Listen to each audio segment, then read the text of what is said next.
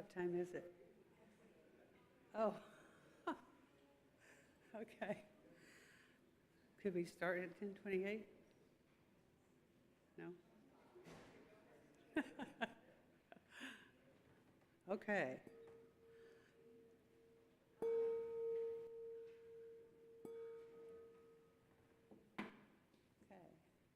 Now, good morning again.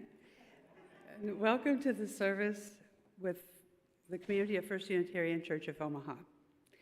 My name is Elaine Wells, and I'll be serving as the worship associate this morning. Whether you are attending online or in person, I'm glad that you've chosen to join us. I offer up a special welcome to any visitors who might be here. Is there anybody who's a visitor this morning? Yay, all right, welcome, and we'll hope to talk with you downstairs after the service. Our church is a community with a rainbow of gender and sexual preferences, a community of diverse cultural and class backgrounds. We draw from many sources of inspiration and share common liberal religious values. Whoever you may be, we welcome you to bring your whole self into this community. If you're joining us online, you're encouraged to create a YouTube account and sign in so that you have access to the comment feature for online chatting during this service. We also encourage you to use online comments to share joys and concerns that will be lifted up in the service. You can also say hello to other online attendees or share something about how the service connected with you. For those who are in person, and I'm glad to see you filling up those pews, you're invited after the service to go down to the common room for coffee and conversation. To find out what's going on this week, you can scan the QR code that's on your program or take a printed e-news from the foyer. We affirm that our church occupies the traditional treaty lands of the Omaha and Otoe, Missouri tribes, whose sovereignty existed long before the state of Nebraska. We would also like to express our respect to the Ponca and Winnebago tribes, the Santee Sioux tribe, and over 170 other Native American tribes that have lived in the Omaha area. At First Unitarian Church, we invite all to join us and go beyond the acknowledgement by just educating ourselves and supporting causes and charities and rights of indigenous peoples in the area. So Judy will now play our prelude.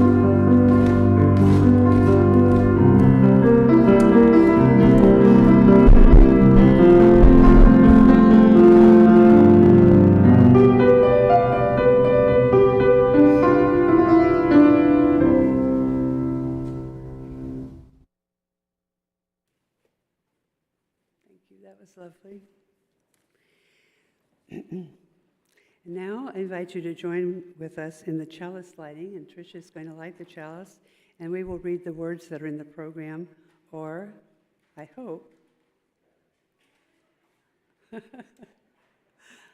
on the screen.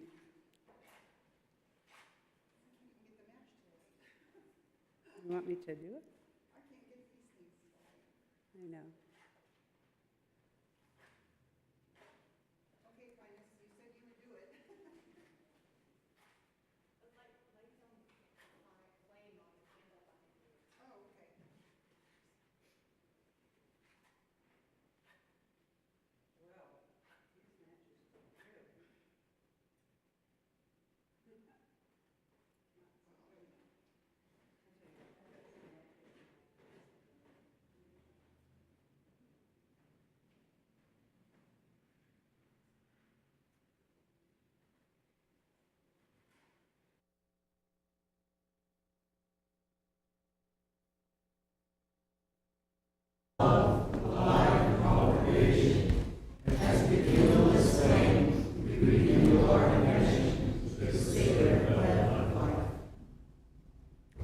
Thank you. And our call to worship is adapted from Come In From the Wind by Heather Ryan Starr.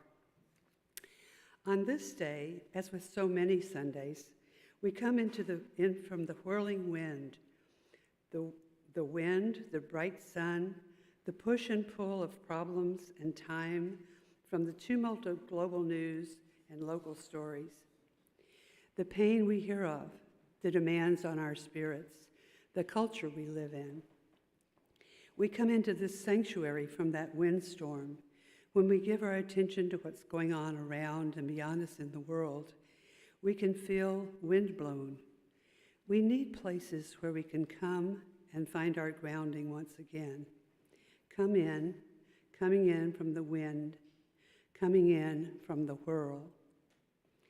May this be a place where we can experience genuine stillness, even for just a few moments. May this be a place where we can count on as we turn into our parking lot from Turner Park, or as we come seeking our congregational Facebook live stream.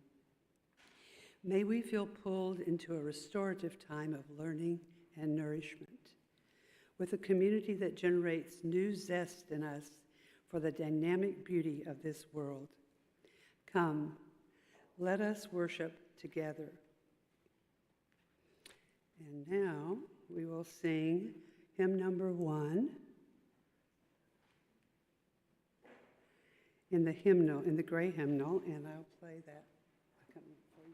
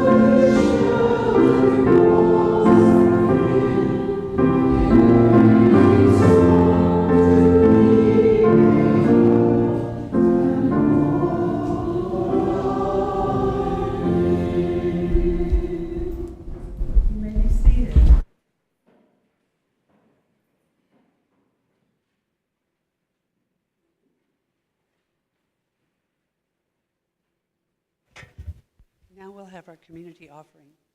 Each week, we share our blessings with others through a community offering. Half of the loose currency in the offering plate is donated to a local cause which resonates with UU values. If you're online or prefer to give via your smartphone, you can use the QR code or the link provided. Our Share the Plate recipient for August is the Whitney Young Academy, which empowers youth through education and career preparation through academic, personal, and social development, and assisting with goal setting and grooming for future leaders. You can learn more at the website, which is probably... There are lots of moving parts to the service these days, and we're not used to doing all these different things. Let's see if we need to go back. There. Thank you. I tell you, the addition of this screen has really made things more beautiful and more interesting, but also a little more complicated because you got to, switch the slides and do the music and all of that. So it's kind of fun. Okay, now I'm going to play a Chopin prelude, which is known as the raindrop prelude. And it made me think of people who are unhoused when the weather is stormy and how difficult that might be.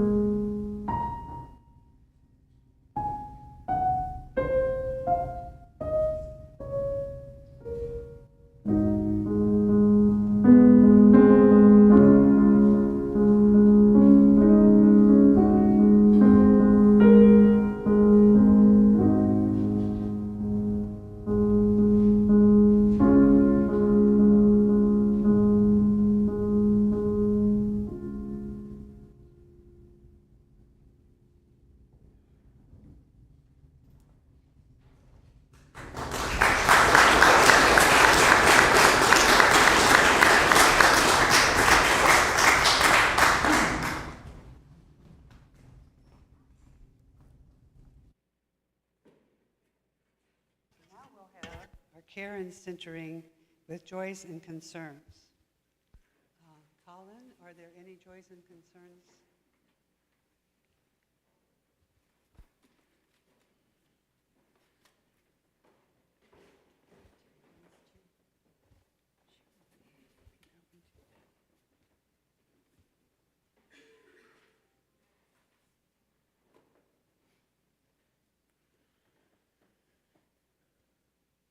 From Della Bynum, saying that she is excited to share that her production, Belly Dance Nights, her production of the show, Belly Dance Nights, received 3rd place in the Omaha Fringe Festival 2024.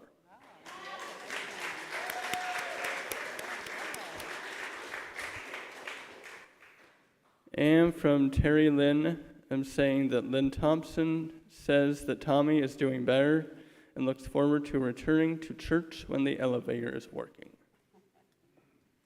And are there any written joys and concerns from the congregation, or anything that someone would just like to say for the moment?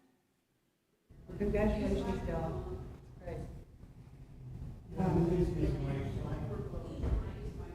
Thank you. I forget to do that when I'm not up there in the pulpit. Okay, now we'll be doing hymn number 1009, which is a meditation on breathing. So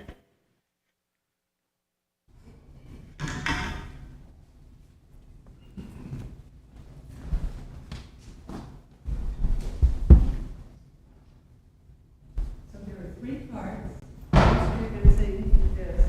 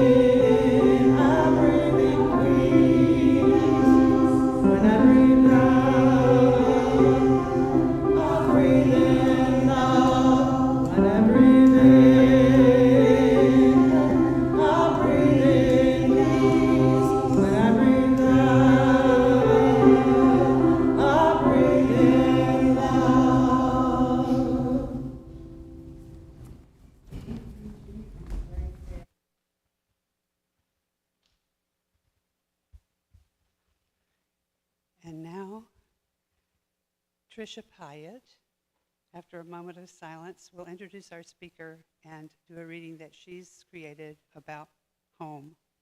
So we'll observe a moment of silence. I'll ring the bell when it's time to rejoin the community.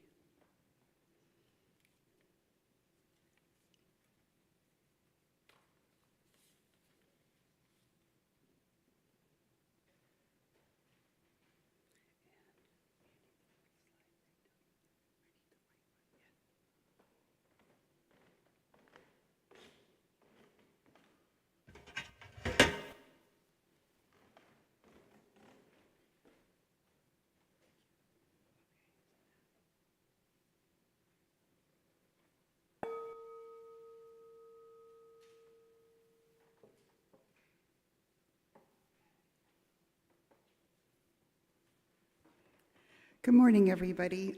I would first like to thank Christina Noriega, who had the unlimited patience with me in helping to for me to get my slides together and present it to Mary Kay. And also I would like to thank Elaine, who helped me with selecting some of the music today. I would like to share some of my feelings and thoughts about homelessness before we introduce our two guest speakers today. I would like all of you to think about what a home means to you. How would you define it? Is there a difference between a house and a home?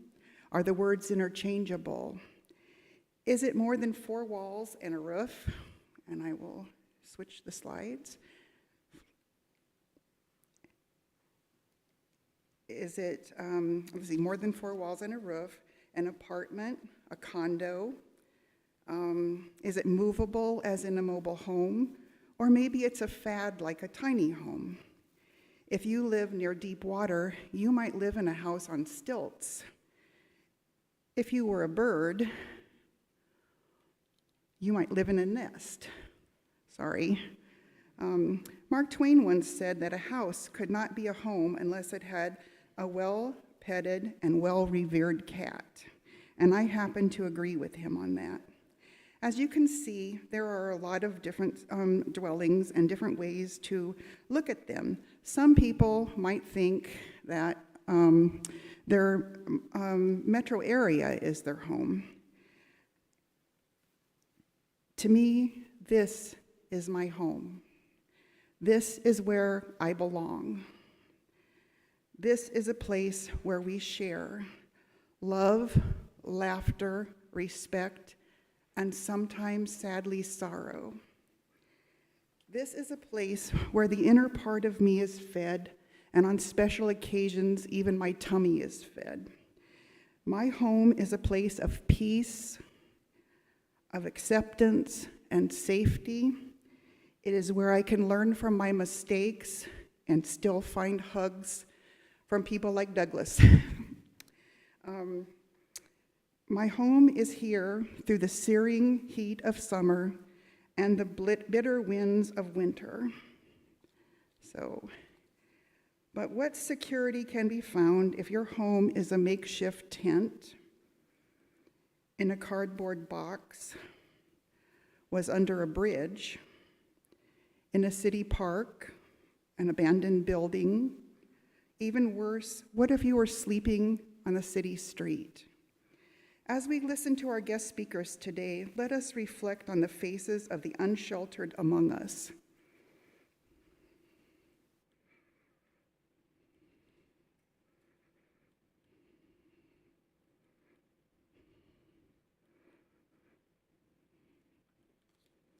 And now our first speaker, Mr. Hornacek from TogetherOmaha.org.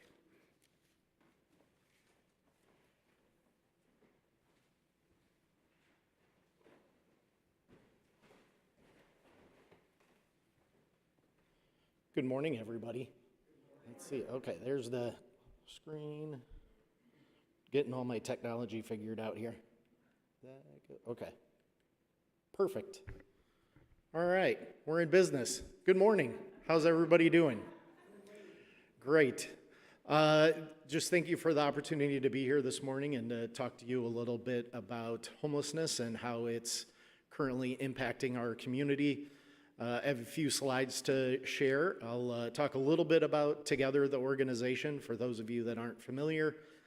Just briefly introduce me, and then we'll spend some time framing homelessness. What I mean by that is what really has homelessness changed like in the last 4 to 5 years. Obviously, I could go back many years, but I tried to, for this morning, just look at what did homelessness look like in 2018, for example, pre-pandemic? What does homelessness look like today? And then I'll share a little bit about some solutions that we're deploying across the community, some of the reasons that we're seeing homelessness the way it is today. And then after that, I'll turn it over to my colleague Steve from Open Door Mission that has a lot to share as well.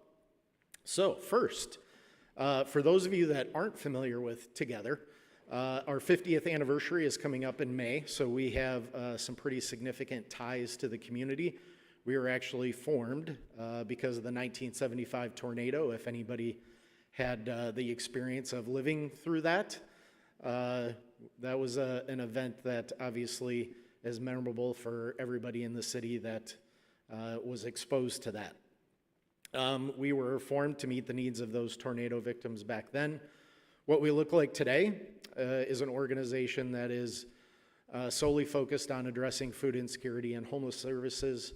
We do that, as you can see, through 4 distinct programs. We do that through mainly our Choice Food Pantry, our Crisis Engagement Program, supportive housing, and we have a significant policy arm where we work with city council members, Douglas County commissioners, and state legislators to really look at the systemic and structural issues that cause or at minimum make it really difficult for a lot of times for us to do our jobs or for the people that we're trying to serve to have upward mobility. Just a little bit about me. I've been at Together 14 years, which is really crazy. It feels like it was yesterday. A little bit odd. I spent 18 years in retail before I went to Together. And a lot of people always ask, like, how did that happen? Like, you can't get further opposite ends of the spectrum in terms of career focus. I have 3 children. One is moving into her dorm this morning, so when I'm done here, I will be going to help her move into her dorm. And then I have a senior in high school and a 7th grader. Of all the things that we do, policy is probably one of the things that I'm the most passionate about. Because policy is, I think, where we see potentially the biggest change and opportunity to see change in our communities. I love to play golf when I have time, which is not very often, and I'm from Michigan, so that's a little bit about me. Okay, so homelessness. One of the things that I wanted to do, like I said briefly, is just try to kind of frame what it looks like pre-pandemic and today. So I think the one thing that is really interesting when you look at this is, and I'll stop for a second, these numbers come from what's called the point-in-time count. So every year in January, our communities are dictated by HUD to do a point-in-time count. So we literally do a by-head count between our shelters, street outreach team, and that data is then reported to HUD. The beauty of that, obviously, is we're able to kind of see the progress that we're making, the evolution and changes in homelessness itself. As Steve and I just talked briefly this morning, I think the downside to the point-in-time count is you miss a lot of people. So the numbers that you'll see, these are about the most conservative numbers.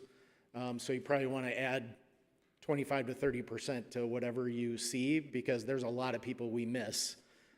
Especially kids and families, because a lot of times they're staying with friends, they're staying with other family members, so they're not necessarily counted. So the first thing that you'll look at is really in general, like in aggregate. When you look at homelessness, you might say, well, it hasn't gotten that much worse. Like it's increased a little bit, but it hasn't jumped dramatically. And if you actually go back to about 2010, this number has fluctuated between 1,400 and 1,475, so it hasn't moved a lot.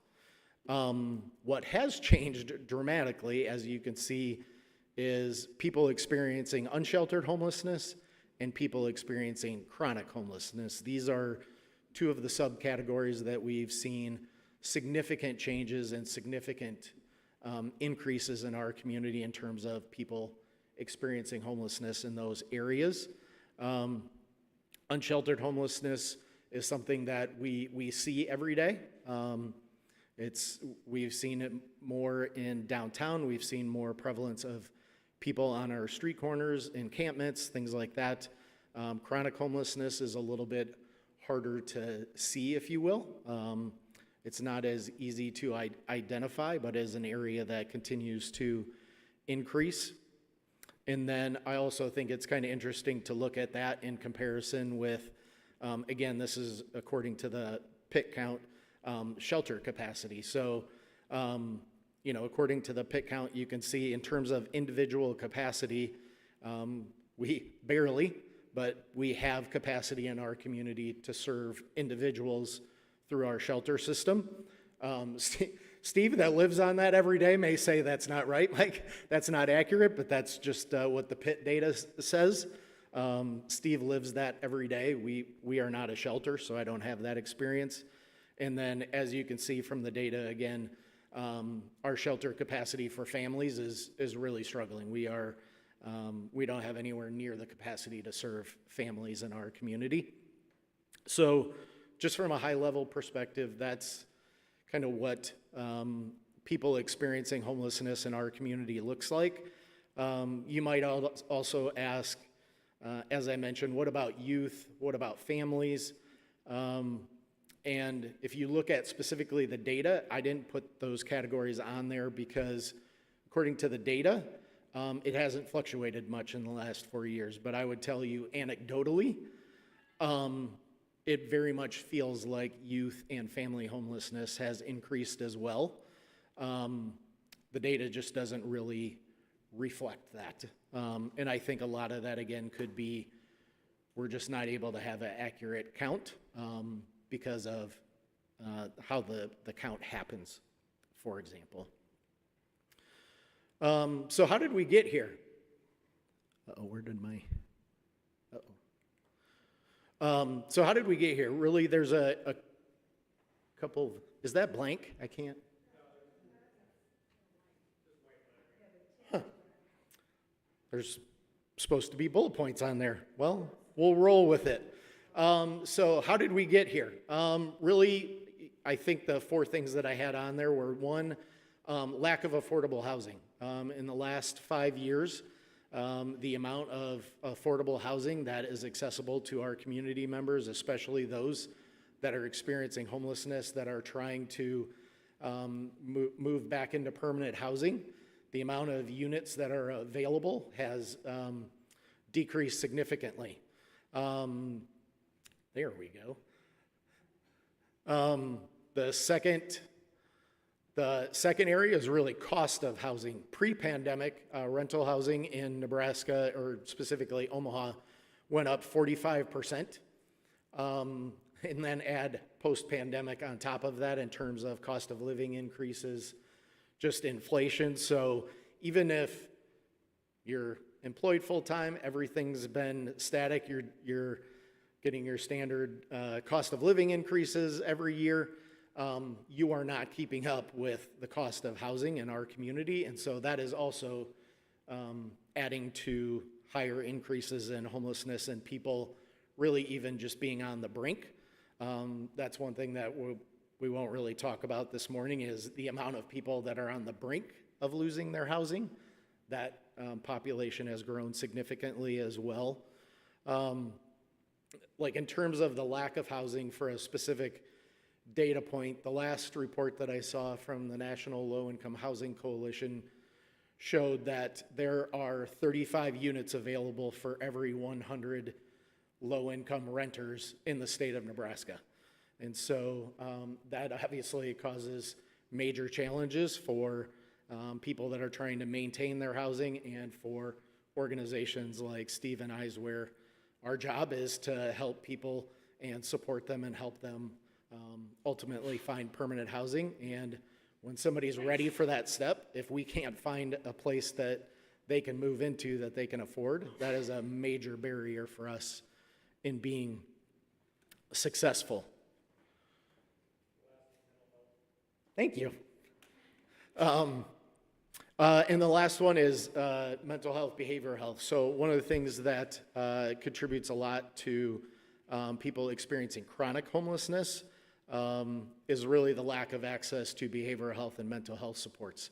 One of the things that is not the obviously only cause of people experiencing homelessness. There are many causes, but one of the reasons that's near the top is mental health diagnoses and mental illness. And so right now, sometimes it can be 45 to 60 days to get access to a provider or a practitioner for somebody that is really experiencing a severe mental health condition. I'm talking about schizophrenia, bipolar, severe depression, anxiety. And so if you're in that scenario, waiting 45 days, 30 days, even 15 days to have access to care is really, that doesn't work. They're a danger to the community. They're most importantly a danger to themselves, and we need to make sure that we have access to care for people that are experiencing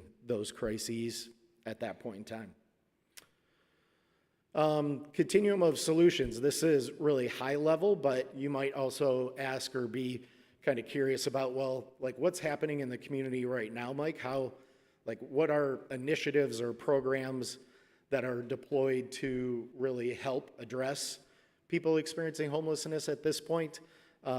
Again, this is a high level perspective. There are a lot of other things that happen in our community that besides what's on here.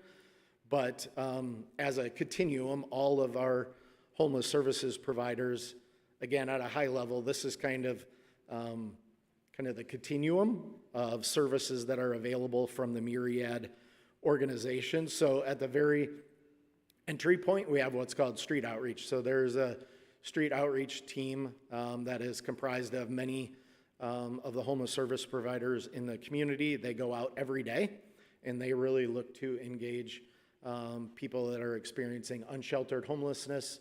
And really the point of that is to share hope, share care, make sure people have access to medical care if they need it. There are actually some street medicine programs that are kind of newly being developed, that people are going out to the encampments to make sure that people have medical care.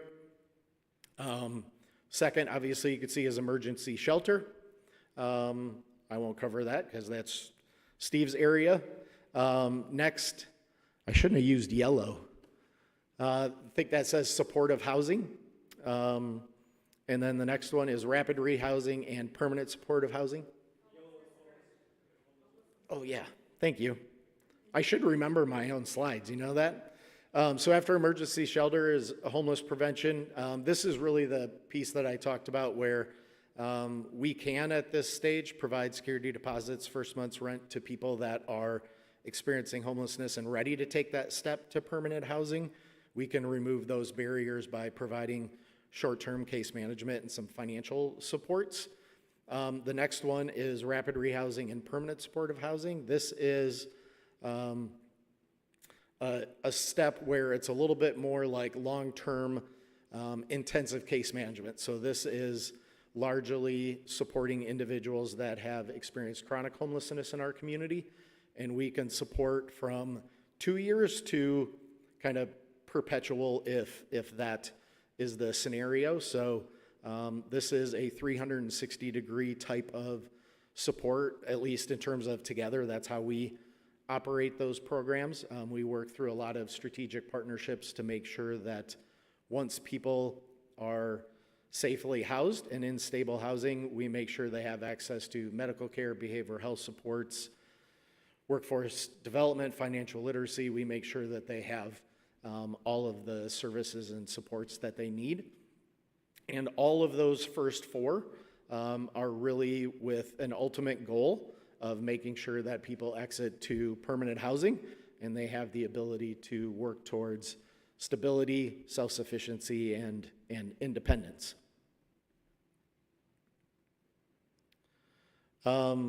Sometimes I always get asked, kind of my typical wrap-up is, well, if I want to do something, if I want to get engaged, how can I do that? And these are probably three things that you've heard many times from people that get up here and share just like I do. You can volunteer, you can donate, and you can advocate. And I will say we launched our policy and advocacy program in 2019. And since that date, probably the one thing that I've been the most surprised with in the 14 years that I've been at Together is the impact that our voices have. Programs are critically important. We have to have them. We need to make sure that people have basic needs and the resources they need. I always say food and housing is a human right. Those are things we need to make sure are available every day. But if we really want to make change and reduce homelessness, reduce food insecurity, it's going to start with our voices. And so If there's ways you want to get involved, that's a way to do it as well. That I've had experiences since 2019 that have shown me there is impact there and we can create change. So with that, I think my slides are up, so I'll turn it over to Steve.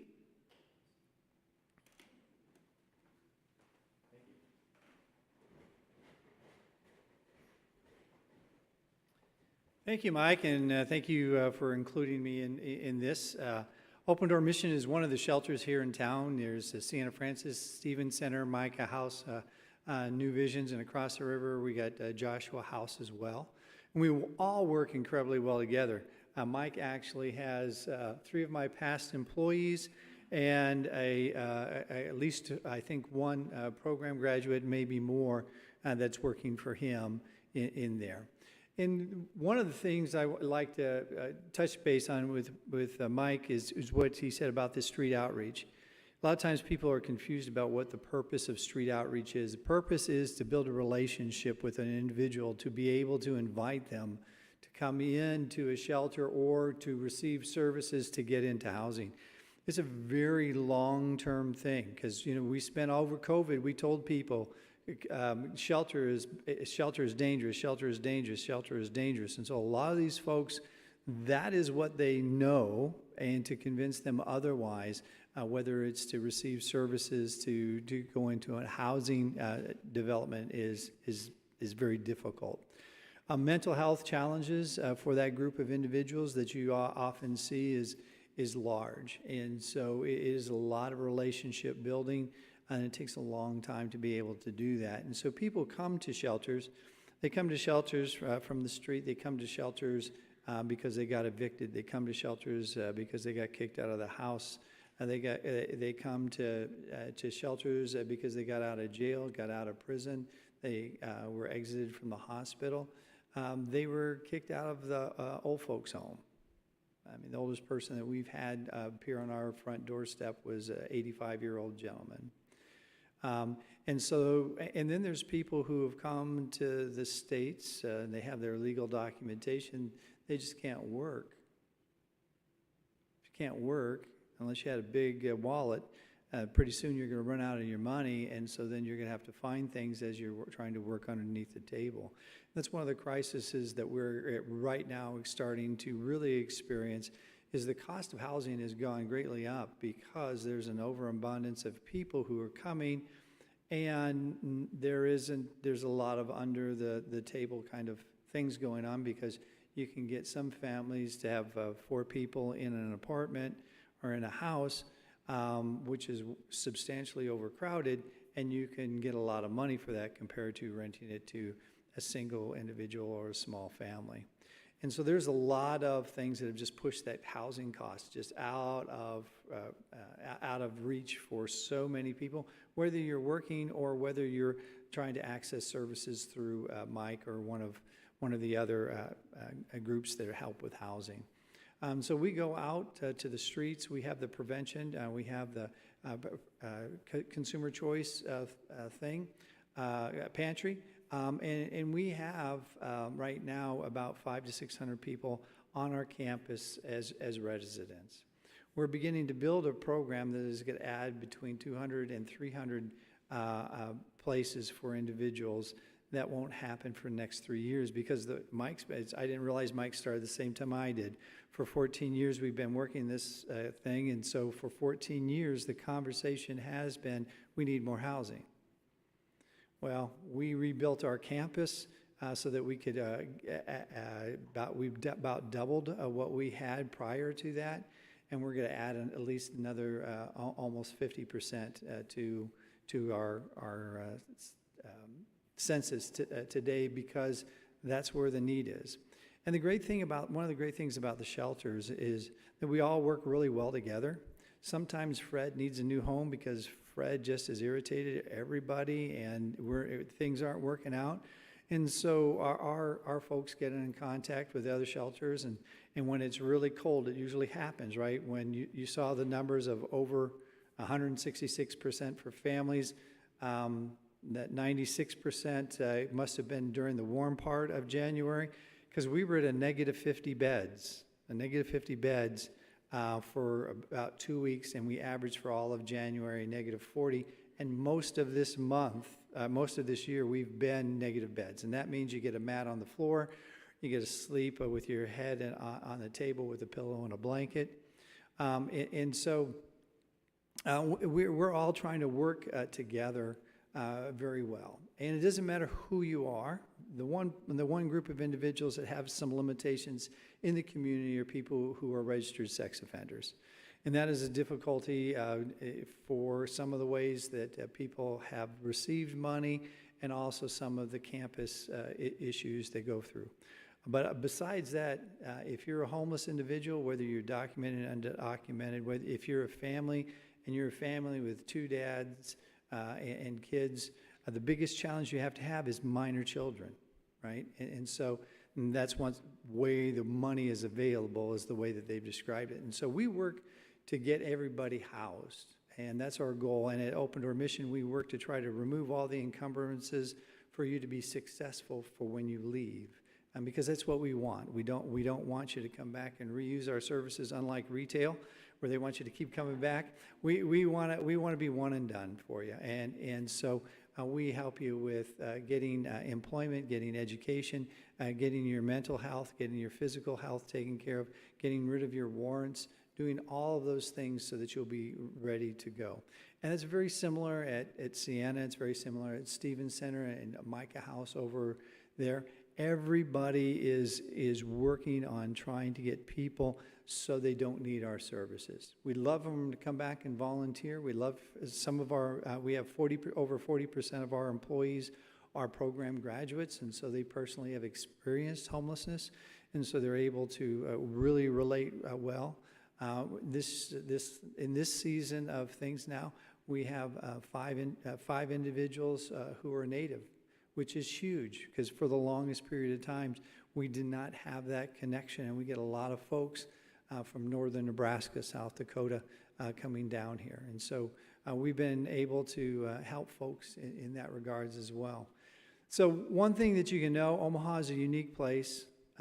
As a unique place, all the shelters work well together, along with the other organizations like Together, Heartland, Community Alliance. Nebraska Med Center is just phenomenal, and I'm sure I forgot others. But for the group of organizations who are working to try to meet the needs of homeless individuals, we have a wonderful group here in Omaha. It's something you can be very proud of. And so whomever you'd like to support in that regard, please do, because we're all helping the same folks. And so we look forward to, like Mike says, if you want to volunteer, you want to donate, you want to advocate, anybody in the Threshold COC, right? Threshold COC, if you go to that website, you can find a whole bunch of different people depending upon what your passion is, and you can be able to help folks out. So thank you so very much for your time, and we greatly appreciate it, and we look forward to working with you some more.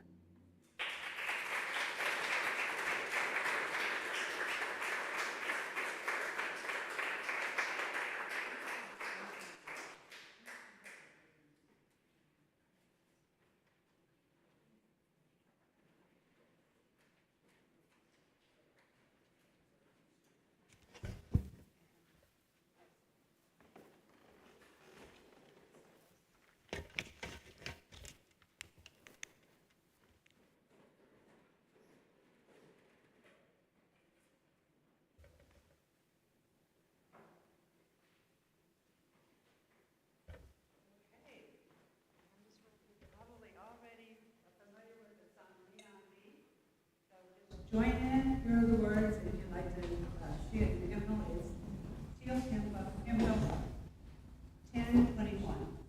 Hello. Can everybody hear that? Okay, here we go. Hymn 1021, the Teal Hymnal.